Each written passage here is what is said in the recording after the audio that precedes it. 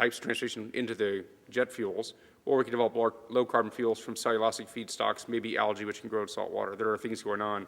They come along slowly, but it might be we can make bigger changes in the electricity sector and shift transportation towards electricity to free up, or to natural gas, and free up some of those other resources. Just the last question, the lady in the first row now, please. Yes, thank you so much. My name is Karim Lopez. I come from Peru, and I spent the last 10 years in the US.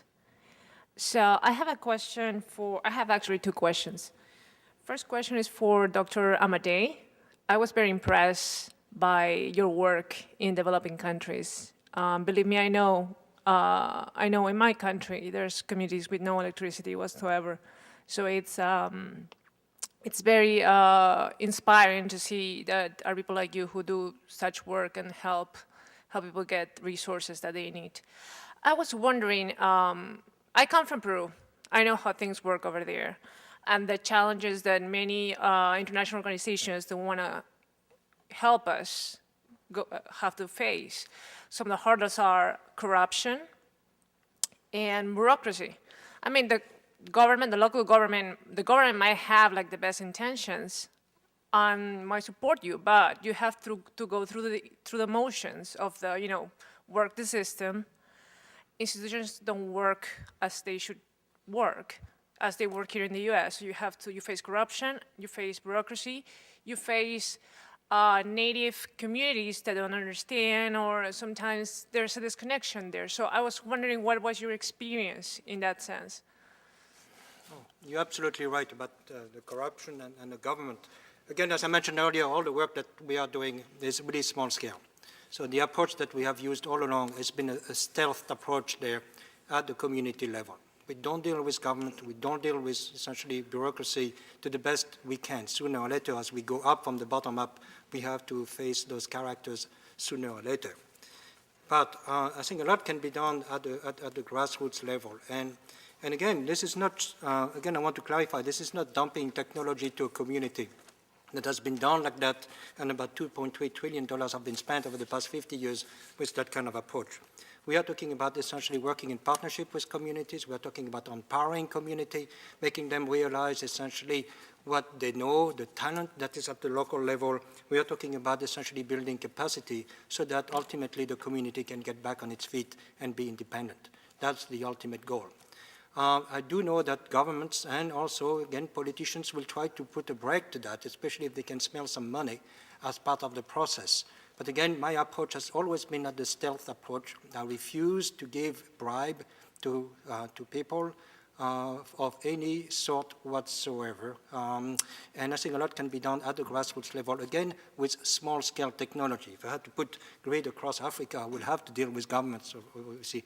But we are talking about millions and millions and millions of small villages that today could go from $1 a day to $2 a day. Imagine changing the potential, the community, if all in a sudden everyone in that community can have minimum amount of energy. We're not talking about a lot of energy. We talked about 100 watts, 200 watts per day. The problems are very simple at the local level, very, very simple. From a technical point of view, again, as soon as you deal with governments, you have corruption, you have bribing and all that stuff. But a lot can be done at the grassroots level. And again, I'm using a stealth approach, and it works. Okay. Sorry. Is it very short? Yeah, very short question. This is for Mr. Weber. I think I read somewhere that the United States consumption of energy is like twice as much as in Europe. And I think Texas might account for like a large percentage of that. When I visited Texas, I knew it's the land of plenty and everything. Is there any way that we can teach people here in the U.S. to consume less energy, to be more efficient? Because there's a supply, yes, that we are trying to get, new renewable sources of energy, but there's a demand. So if the demand goes, goes down, then we'll need less renewable resources. Texas is about 8% of the national population in the United States and consumes about 12% of the energy. So we consume much more per person than most states, although there are a few states that actually consume more per capita, but they're smaller states. A lot of that is because Texas does a lot of industrial work. It does the dirty work for the nation, refining and making plastics. Texas is the China of the United States, essentially. We do the dirty manufacturing. And so that's part of it. We also have big homes, we air condition, and we drive big cars long distances. So we individually are profligate, and then we have a very energy-intensive industry. So these two things combined make for a big profile. We're worse than most states, although all the states in the United States have some energy footprint that's much higher than Europe, primarily because our population densities are different, we don't have mass transit, and primarily because our prices are very cheap. We have a cheap energy policy in America. We've had it for about 100 years or so. Our energy prices are much cheaper than in Europe. And I think it's sort of interesting because we call Europe socialist, yet socialist Europe uses the market system better than we do for energy to achieve particular outcomes. There is policy consensus in Europe, not unanimous, but consensus at least, that prices should be expensive for energy.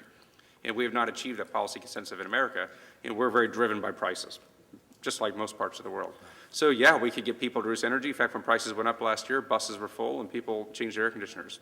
It's pretty easy to affect energy consumption in America if you have a different kind of pricing and different kind of market structure. Right now, there are a lot of costs for energy that are not incorporated into the retail price. National security costs, environmental costs, public health costs, obesity costs, congestion costs, things like that. So it wouldn't be so hard, actually, to change the consumptive behavior of Americans if our markets were structured differently. Thank you. Thank you very much. So I want to thank everyone. I think this has been a really enriching discussion. Thank the three panelists. I just want to, in closing, come back to, before I turn over, come back to the remarks that the Honorable Ambassador from Tanzania made in his opening presentation. He spoke of empowering communities, and I think that all the three presenters here have really been talking about the communities and empowerment. But he also referred to focusing, that this conference from the program we can see is focusing on solutions. And I think that's really what we need to take forward. The next few sessions will have to do with the solutions, and we look forward to it.